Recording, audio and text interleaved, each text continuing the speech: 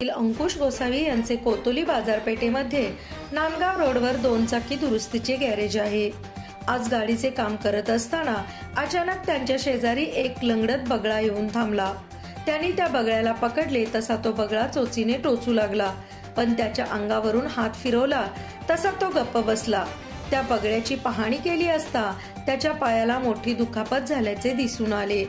अंकुश मिस्त्री यांनी लगेचच आपल्या मित्रांच्या सहाय्याने कोतोली येथील पशुवैद्यकीय दवाखान्यात नेले।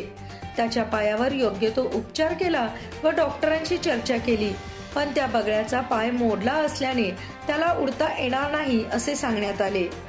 त्याच्यावर औषध उपचार करून त्यांनी लगेचच स्थानिक वन विभागाचे अधिकारी बाजीराव देसाई यांच्याशी संपर्क साधला। देसाई यांनी तात्काळ वन विभागाच्या रेस्क्यू टीमला त्या ठिकाणी पाठवून दिले व लगेचच रेस्क्यू टीमने तो बगळा आपल्या ताब्यात घेतला। कोल्हापूर येथील पशुवैद्यकीय रुग्णालयात दाखल करून त्याच्यावर उपचार करण्यात येतील असे रेस्क्यू टीमचे संभाजी पाटील यांनी सांगितले। या मुक्या पक्षावर प्रेम करणारी आजही समाजात माणसं आहेत याचे हे ज्वलंत उदाहरण म्हणून अंकुश मिस्त्री यांच्याकडे पाहावे लागेल।